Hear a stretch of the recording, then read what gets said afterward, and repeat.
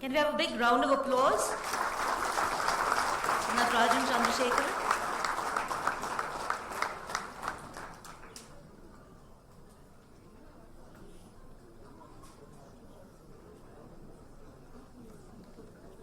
May I invite Mr. Chawla to please escort Mr. Chandrasekaran, Chairman Tata Sons, and Dr. Vaidhyasubramaniam of Sastra University to the stage.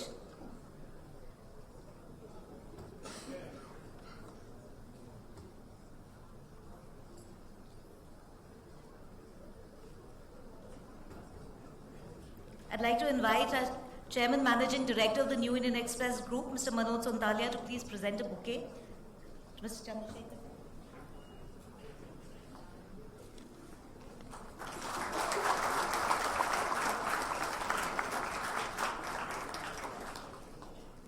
Over to you, Dr. Vaidya. The session is all yours.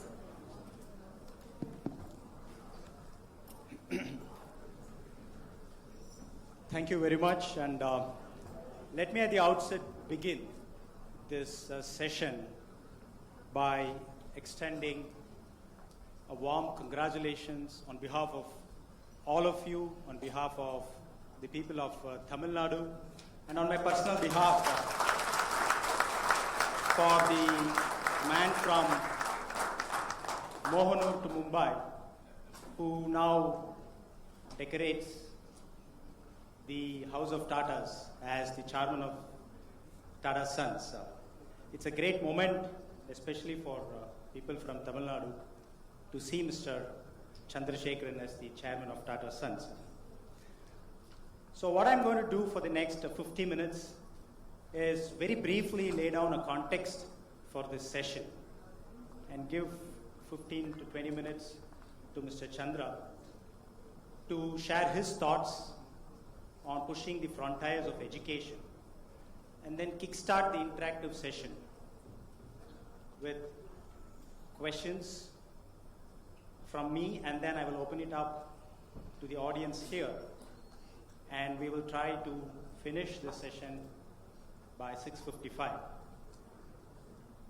When Mr. Chandra entered the office as the chairman of Tata Sons, he made a very profound statement. I also tweeted about it. He said that he wanted to be a leader. The organizations under the umbrella of Tata Sons must emerge as leaders.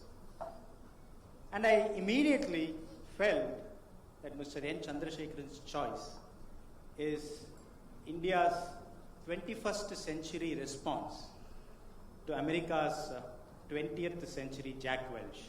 Because Jack Welch said first and second, and I personally feel that Mr. Chandra went one step ahead and said, I want to be the leader. And that's the culture that he wanted to embed in the House of Tatas. And this view of Mr. Chandrasekaran is so appropriate for the theme of this conference, which is pushing the frontiers of education. Because India also has a history of being a leader in the field of education several centuries back. So here is a time that we are trying to now again rediscover and ensure that we also embark on this leadership path. But I'm sure that it's not going to happen overnight, because there is a lot of challenges in the education system. And let me just tell you that the OECD nations, which came out with a report in 2015, the Educational Policy Outlook, that studied various policy measures of all the OECD nations between 2018 to 2014 to understand how different countries handle education in 6 broad themes. One involving the students, which was equity and quality education to students. The second, again, related to students, on preparing the students for the next generation.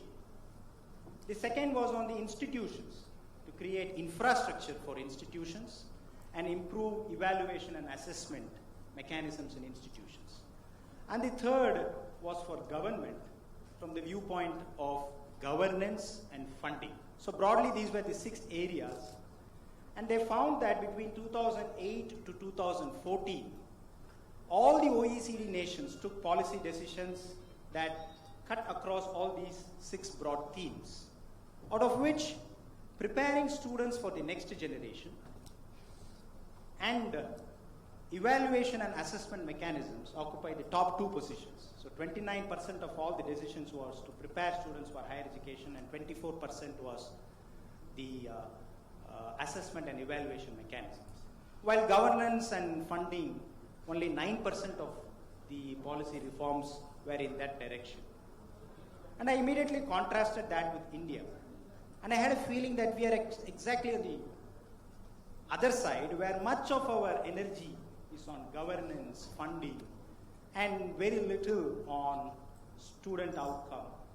And I'm glad in the last few years there is a lot of discussion on concentrating on evaluation, learning outcomes, preparing students for the next generation. So education is hence kind of a maze, a challenge, that only people who can afford to have a helicopter view of the entire ecosystem can share their insights, because they will have the capacity to look at the big picture. And that is why, ladies and gentlemen, we felt that Mr. N. Chandrasekaran, who now as the chairman of Tata Sons will have to see the entire picture of the Tata Group right from the salt to software. He had a very successful stint at TCS, which in my view, as an analogy to the education ecosystem, kind of the IITs of the Tata House, the House of Tatas. But now, as chairman of the Tata Sons, you have to look at different entities under the Tata Sons umbrella. And likewise, education is from KG to PhD. So you have different challenges, different institutions. Why KG? When we have to go back to pre-KG, because today getting an admission for pre-KG is even more challenging in schools. So that is the broad spectrum that the education ecosystem is. And unfortunately, every participating member in this educational value chain is facing challenges. And we hence need to have people like Mr. Chandrasekaran to take a helicopter view of the challenges that the education system has and share his insights as to what could be the possible disruptive interventions that can happen so that we move to the next generation where education as an ecosystem has the propensity to change the knowledge economy of India. With this brief background, I would request Mr. Chandrasekaran to deliver his keynote address.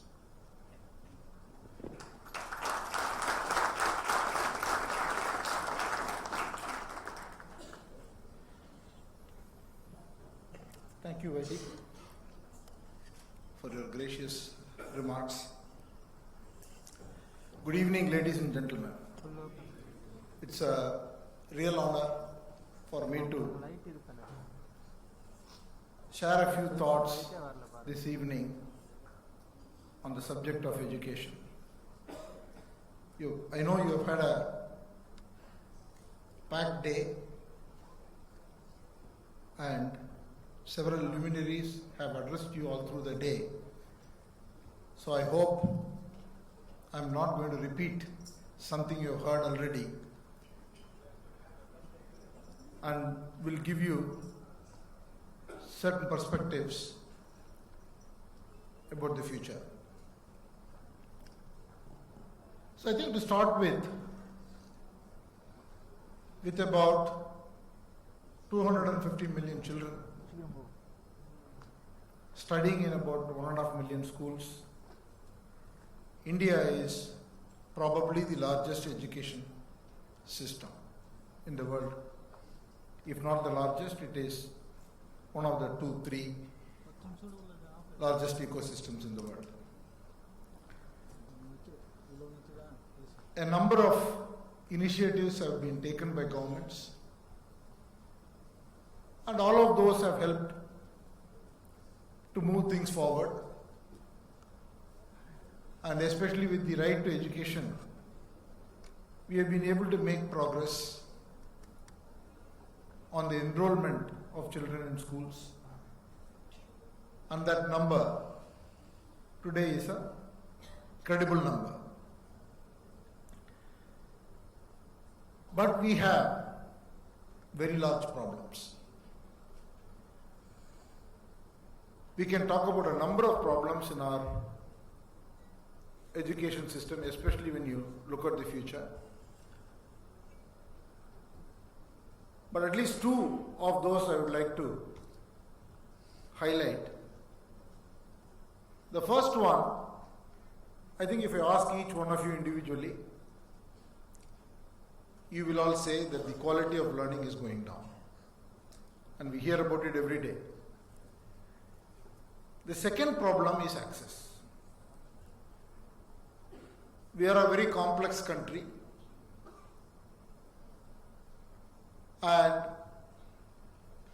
we have 650,000 villages. So the access to education is not available uniformly, and in many places barely available. Along with that access, there is a huge shortage of teachers. We talk about it all the time. The quality of teaching going down, we don't have access to teachers, and even the teachers we have, if you really measure the quality of teaching, then that's also going down. So these are two very fundamental problems. On the other side, we cannot look at solving the education problem on its own. Every country will say today, our education system needs to be fixed. You go to America, they say the same thing. STEM, we don't have STEM skills. You go to UK, they say the same thing. Every country you go today, they say we have to fix our education system. Either in terms of affordability or in terms of our people are studying only liberal arts. They are not getting into science and math. All these jobs are going to Indians and Chinese and Koreans. So this is a problem in every nation. But the urgency with which we have to fix is a lot more than any other nation. The problem is much bigger, much larger, much more urgent for India than any other nation, for the simple reason that our demography is such that we have an estimated 350 million people between the age of 10 to 25 all going through the education system. They are not going to wait till you fix the system. So we cannot take the next 10 years, 15 years to say we are going to come up with programs and it's going to fix the education system. By the time you will have 200 million people who would have gone through the system that is existing today, and we will complain 10 years later that we can't give them job because they don't have the skills. So we have a very unique problem. One is, on the one hand, we have the problem of education, which we need this large scale and fixing of the quality of learning, accessibility, many things we can talk about. On the other hand, we need to ensure that the solution we implement generates people with the right skills so that all these people can be employed. And we have a lot of demand, because everything in this country in terms of skills that is required has a huge shortage. So I think if you look at the shortage, whether it is in teaching profession or in medical profession or in legal profession or in accounting profession, every single profession you take, we have a huge shortage. So we have got to solve the problem in such a way both meet. On the one hand, if you try to push the education in one direction and then try to fill this shortfall in the current model, it won't work. So I believe there are 3 or 4 things that we need to do. The first thing, I call it inclusion. Inclusion has to be done in 3 dimensions. the first dimension is access. We need the ability to be able to give access to education for anyone in any part of the country. And that's so critical. Second one is localization. We are very complex. We have got so many languages, so many dialects. So if people have to learn the content and access to that content and the teaching and the imparting of education of that content has to be thoroughly localized. The third thing is personalization. This is a bigger problem because we have children coming from different parts of the country with different levels of learnability, aptitude, just because of the society they come from. So everybody does not have the same level of learnability to start with. So we have to create a level playing field in a manner of speaking. That can be done only by personalization. Personalization need not be at an individual student level, but personalization at least should be at a segment level. You've got to be able to segment what kind of problems that people face. That is the inclusion is the first thing. The second thing I feel is the most important thing, which I feel will bring that convergence between what we need to achieve in education, what is the need in terms of jobs. So I feel that we need to create para-specialists. See, every profession, as I said, if you take doctors, there is an estimated shortage of at least 500,000 doctors. And even the people who are available, they are not available uniformly in every part of the country. You have access to doctors in cities in some way, in villages in some other way, and there are parts where you don't have access at all. Then you take judges, the estimated shortage is at least 3 times what is existing today. If you take teachers, there is at least a shortage of 1 million teachers. So we cannot go about it in the wrong way. We cannot say that we are going to create a program by which we are going to create 1 million teachers in the next 12 months. We are going to create 500,000 doctors in the next 18 months. This will not happen. So the way I feel to do this is to demystify these professions. Every profession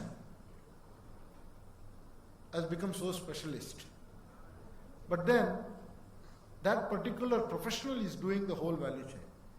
So I feel we should break it out, and then we should say the speciality nature of the profession is only very little, and take the rest of the job to multiple levels down. You call it semi-skilled, low-skilled, or vocational, whatever we want to call it. We have got to demystify each profession. And what it will do is to allow the specialists to cater to a huge volume. At the same time, it will create the capacity that is required with the right skill sets at different levels to be able to complete the entire value chain. And this can be done in much shorter time, because the training that is required in order to do the rest of the job can be much shorter, and we need skill kendras, skill development centers, vocational centers, whatever you want to say, to be able to fill those demands. And I will come to that, how that needs to be done. The third is cultural, which is a multimodal education. We believe learning and education in only one way, and that is not the way it can be, because the children of today are capable of learning much faster, much quicker from every source if you make it available to them. If they have access to a computer, if something is gamified, they are very quick to learn.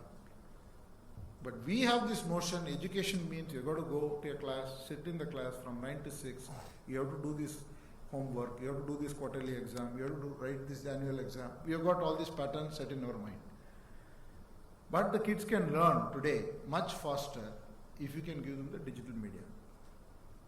And I know then affordability comes in, but today already we have a 1 billion phone penetration, 250 million smartphones. I agree that it contradicts my original comment that it has to be available in the nook and corner of the country, but we've got to fix this. So this multimodal training as a culture, I think it is a cultural change for us and not for the kids. It is for the people who can really make it happen. So we've got to just twist it around. Do we have to really go through what we go through? I'm not saying that schools are not necessary, colleges are not necessary, but they can only do so much. They cannot scale, they cannot do million people, but they can use the current infrastructure, use the current programs, but do the things differently so that they can have a vaster reach. So I think these three are required.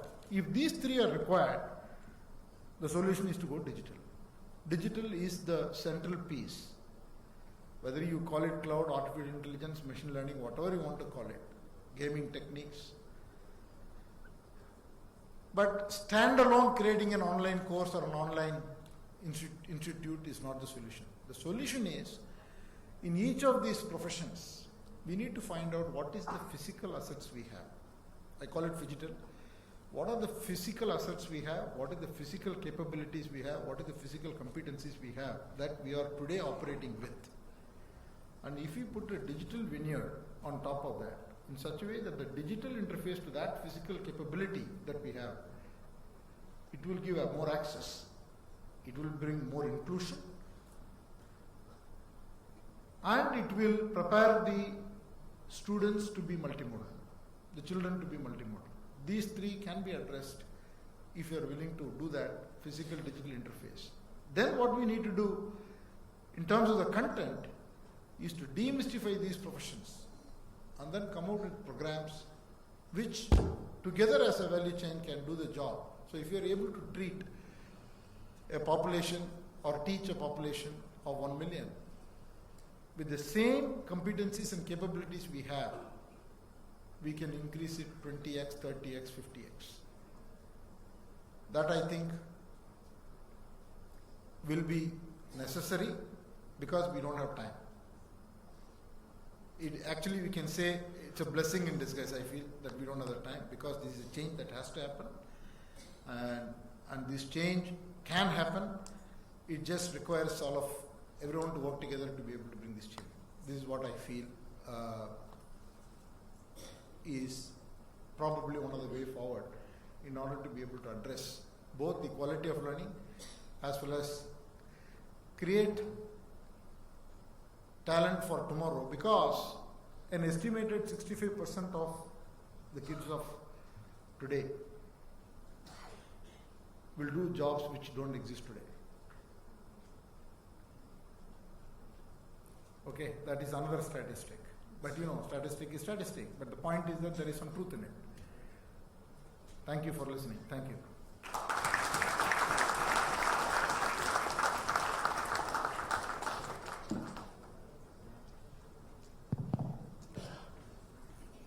Thank you, Mr. Chandra, for kickstarting and triggering some of our intellects here.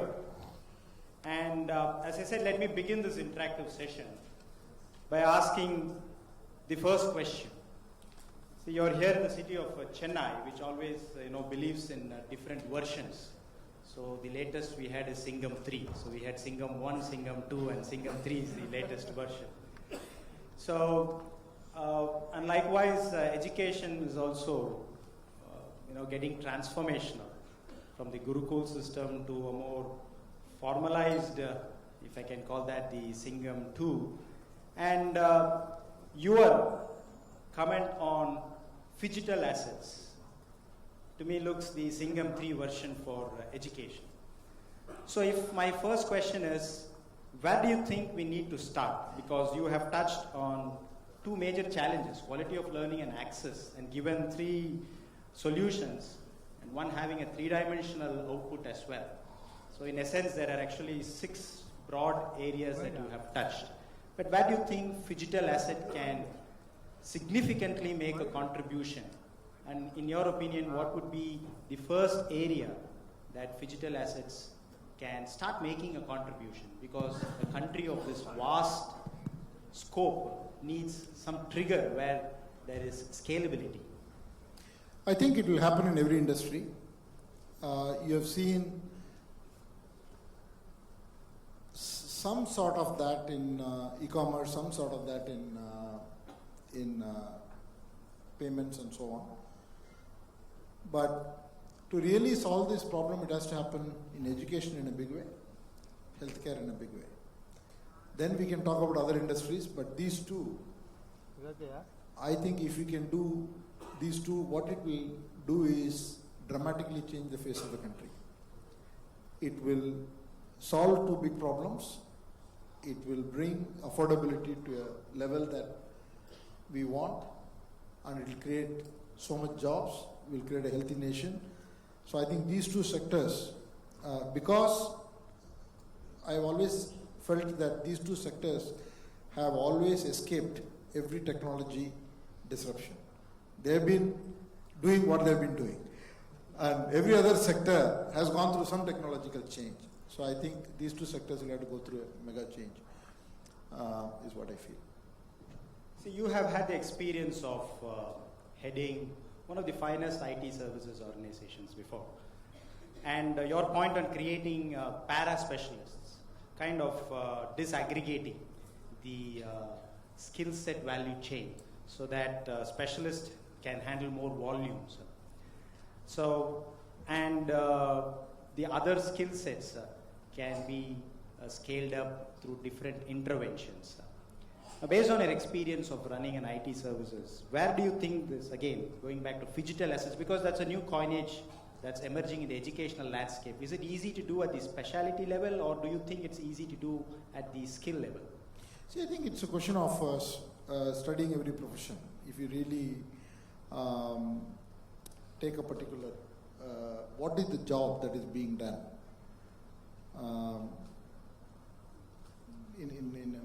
by a medical practitioner or by a teacher. And the question comes is how much of the day's job, how much of the week's job, how much of the month's jobs is really the specialist activity, and how much that person is doing which can be done by really not that person but somebody which is low skilled.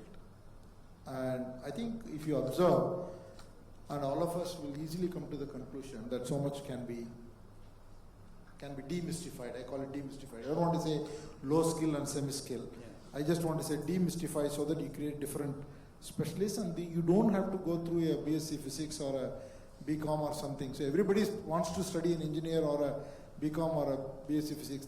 That's not the way it should be.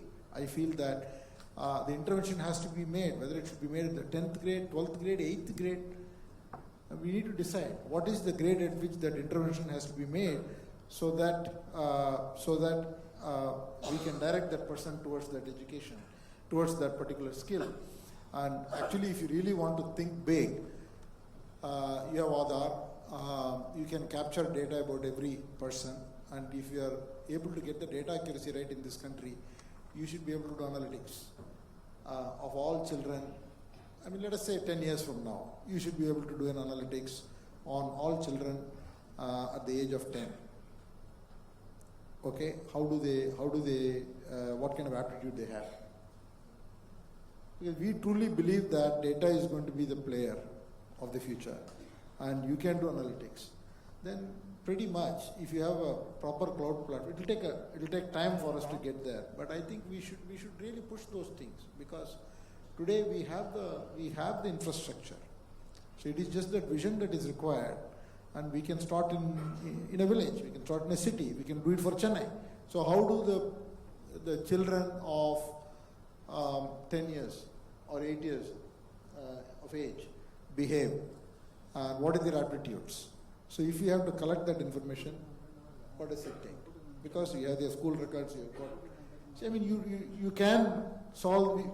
We don't want to give this personalization bogey or the what you call privacy bogey. Okay, leave that aside. Actually speaking, the data is available. Data can be made available, and you can do all the analytics. subjects. So you can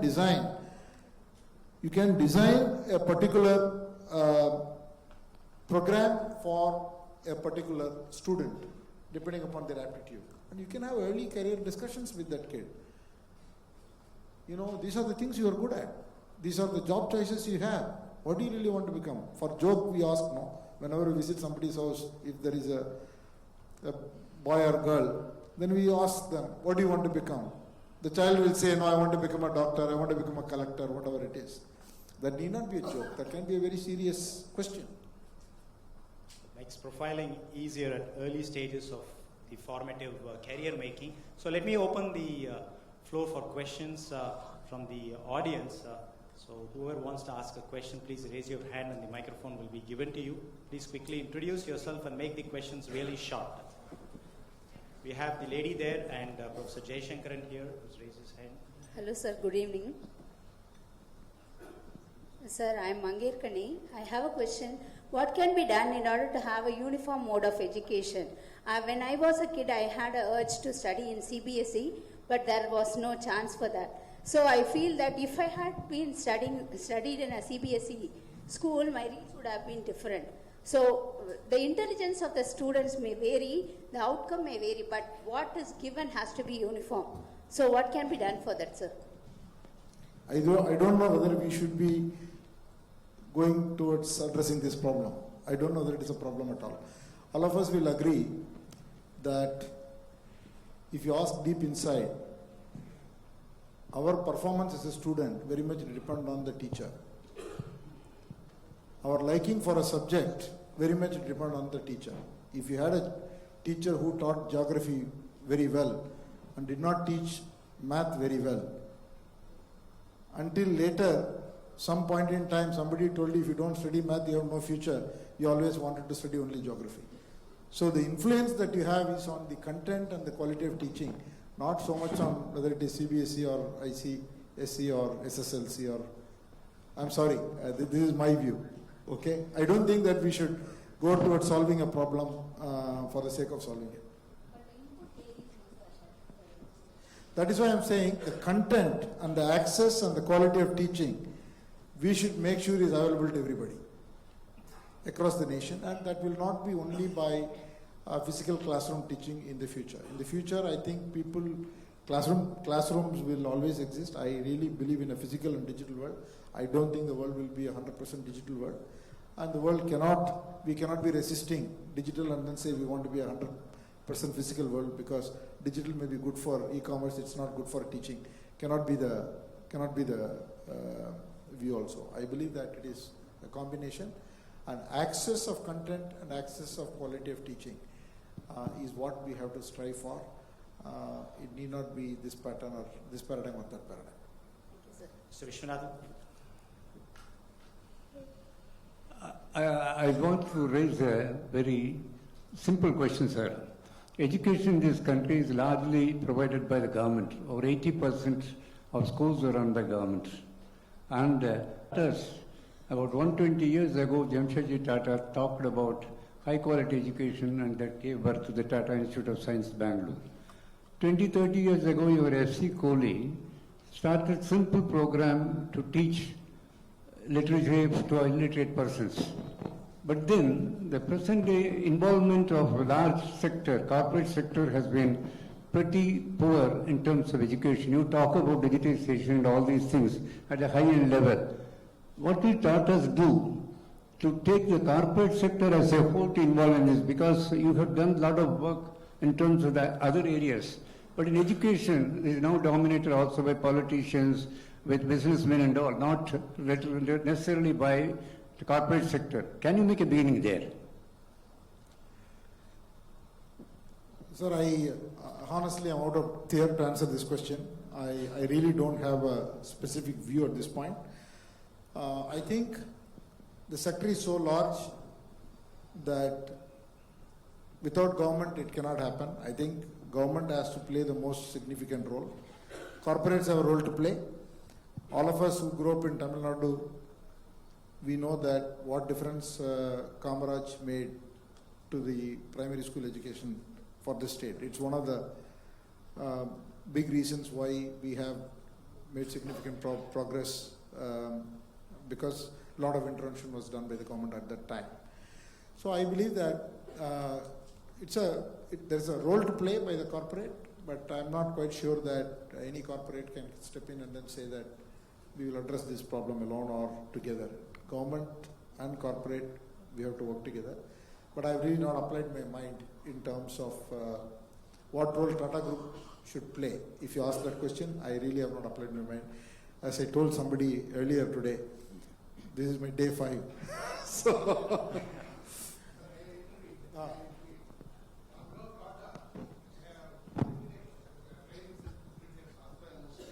to train 3,000 teachers the next 3 years, whereby 3,000 working teachers from government or institutions are going to be given training at Sastra University free of cost. Boarding and lodging, everything is free. This course has commenced by Tata Admission Centers on 21st October, Vaidhyasubramaniam Day, and almost 350 teachers already been trained. Professor Jaishankar sir, I have 2 questions. One is, I deeply appreciate your concept of demystification. In Arvind Eye Hospital, almost 30-40 years before, the director, Dr. Venkateswamy, used the concept of assembly line in the operation theatre. All the pre-operative work will be done by the nurses and the paramedical staff. Only the crucial aspect of removing the opaque lens and putting the plastic lens was done by Venkateswamy. It will take less than a minute and then the stretcher will move. I think he has used this concept. It's a brilliant concept. I think we need to extend it to other areas also. Second question is, most of the higher education institution and healthcare is in the hands of private people. And they have done enormously good work. But if you take the role of government, even though the education policy says they need to spend 6% of GDP, they are still spending over 3.25%. Without the support of the government, do you think the private players will be able to fill in the gap and do the kind of work that you are suggesting? I have comments on both of your comments. On the first one, I think I agree with the example you gave. The only one step I want to add is in that value chain, how much of that value chain you will take it out of the hospital? Because I don't want people to travel. See, if somebody is there in Nagaland and the specialist can be in Bombay, but it should work very seamlessly. So exactly that's what needs to be done. But that semi-skilled or other low-skilled or whatever profession I am talking about, that can be distributed. Then we are really solving the problem in a big way. Otherwise, again you have the problem of infrastructure. And see, the essential point is, while infrastructure development is necessary, we can't wait for all the infrastructure to happen. Then we'll be waiting forever, because the size and scale is bigger. The second one is, my own view is that the cost, if we pursue something like this, I don't have any data, I have not done any, it's just conceptual thoughts, I have not done any spreadsheet. But my view is that if you are able to implement this, we will bring down the cost of education, cost of healthcare, cost of everything that we are trying to solve dramatically low. So I don't think that financing will be the problem. The problem will not be one of money. Problem will be one of finding the right model, right solution, and right infrastructure. We can create skill centers across the country. Why not? Like the colleges today, or in the current colleges, we can create new courses which will produce these skilled people. Yeah, we have time for Professor Kannan Maudhi.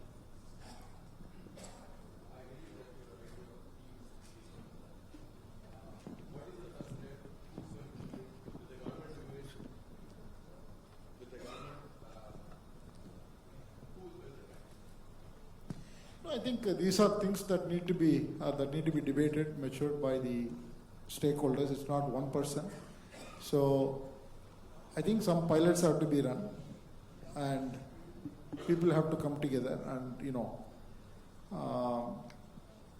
we'll have to see. I've been thinking about this at least for a few months now, so I thought I will share it with a larger audience today. I think a good idea will always, there will be many takers. People have to get convinced. The idea is bought in by everybody, I can tell you there will be many takers and the system will come out. It's not difficult. Hello, sir. This is Saghaya Raj, an educationist from SRM University. I just got one question to you, sir. Our world famous leader Nelson Mandela once said, "Education is the best weapon if you want to change the whole world." And I really certainly agree to that also. Now coming to the point, thinking about our own Indian education system, which system is the best and suitable if you want to really a child to achieve its own potency? Can you just throw your point, sir? Comparative education. So, again, I'm out of depth here, but I would just say that I won't say negative things about our education system. We have achieved a lot. If you look at the last 30, 40 years, what has been achieved is quite a lot across the spectrum. But our needs are more, and our size is so large, our problems are so complex, and the opportunity that is there for us is so huge. For example, PhDs, we produce, we've not even come to that subject. We are at a different level now. But if you really want to look at research, I think the number of PhDs we produce has to dramatically increase. Okay, we don't compare well with with China or US or anybody else. So if we really want quality research to go on, then we need the ability to promote research. It's not only helping people to do to get a PhD or whatever, and what is the ongoing research programs we have in this country, what is the funding that is required. That's a different scale of a problem. So like that, we have many issues to solve, but I don't want to say this is good or this is bad or this is the best system or anything. All I'm saying is that we have come this far, and we have huge problems to solve and huge opportunity in front of us. Because if you are able to get the right skills into the people, these 350 million people, or the people coming in the next 10 years, 20 years, 30 years into the system, I think probably, I don't know, a rough estimate will be 25 to 30% of the world's jobs will be done by these people, just because of the sheer demography. And what is the level of impact we make to India's economy, not only India, globally, to solve global problems, is just humongous. So opportunity is there. I think we should look at it positively. We should not be negative about anything that we have achieved. I would say that we have done a lot actually as a nation. Thank you. Still have, Mr. Chawla. Mic for Mr. Chawla, please.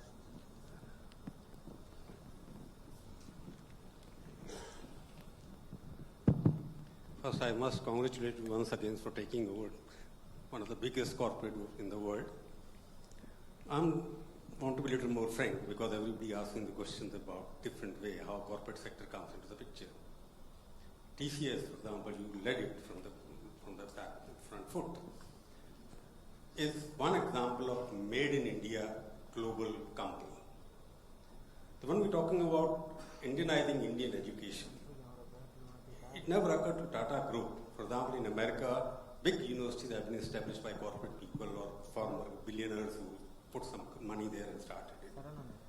And Tata Group, with such kind of prestige and credibility, can't start again putting a university like Harvard or something else in India, because Tata is something they are doing good in a CSR responsibility. But don't you think Tata should also be getting into first make in India a global university or academic institution like it was being done earlier in the earlier days of Tata's? So I think Tatas have been associated with education for a long time. I think many institutions, TIFR, Tata Institute of Social Science, IISc, and you can talk in arts and many other facets of education. And we get we do a lot of work in terms of interventions. And whether Tata should open up another big university or not, that's a thought that can be definitely thought through, and I have to apply my mind. As I said, it's too early, but that's only one facet.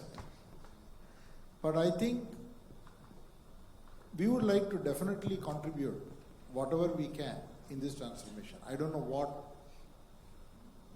forms and manner it is.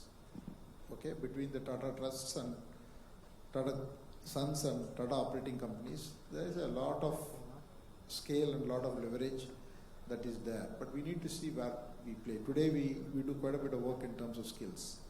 At different company levels, operating company levels, at the trust level, Tata Sons level, there's a huge effort going on in terms of skills. But if the right solution is to create a top class branded school, maybe that's what we should do. I don't know today. So, but definitely these are things that we will think through, and it will come up in many discussions. And any opportunity that we can contribute to and participate, that will be a privilege. So that's what we will strive to do.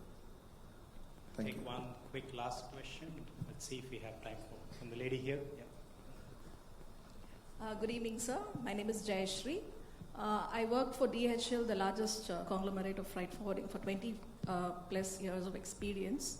I've just chartered a business school of logistics and shipping with the whole objective of skill development for the graduates to get them employed, right? So this is a very small time startup institute.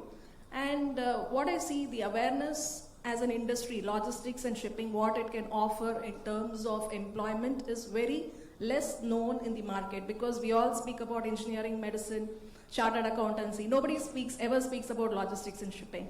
So that is where I come from, because I have gone through and I've got experience operationally. So I want to pass this skill to the students to get them employed.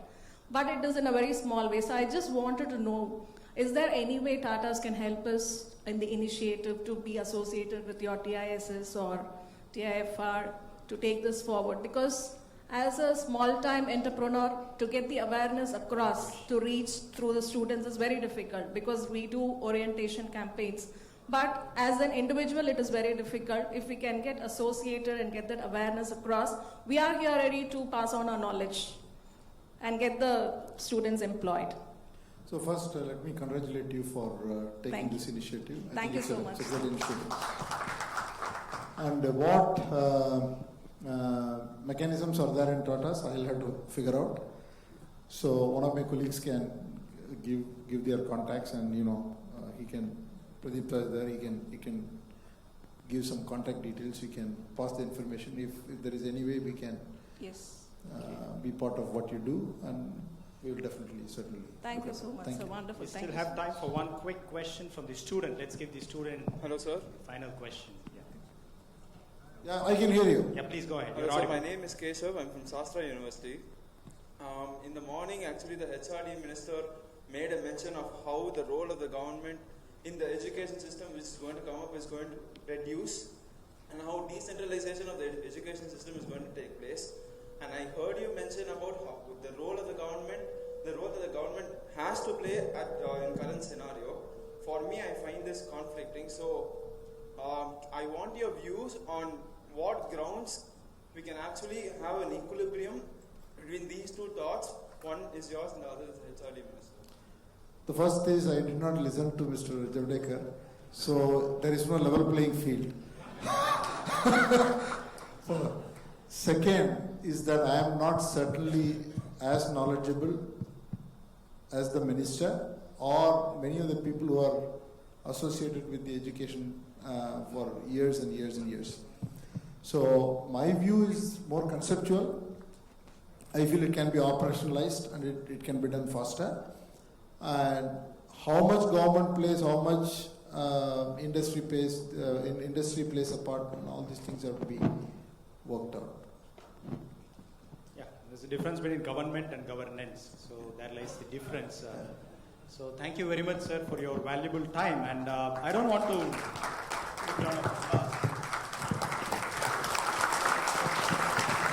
I'm not going to make an attempt to summarize, but just thought I will leave a parting statement. You began with saying that education is not a single country's problem. So that's kind of a consolation for us, because everybody keeps telling there is a problem in Indian education. And then two major challenges, quality of learning and access, with the three possible solutions, and ending with the fourth coinage, phygital, which is a good mix of physical resources like a teacher, who's limited by capabilities, and opening up a new paradigm, digital, which is limitless in its capabilities. So that was a good way to kind of provide a solution which should blend well, capturing the best of both the physical resources as well as the digital assets, because in powerful combination lies various solutions for the challenges that the Indian education system is facing. So this is the message that we get from Mr. N. Chandrasekaran's brilliant lecture for this evening. It was a delight having you here, sir, this evening, and thank you all for being a wonderful audience. Thank you very much.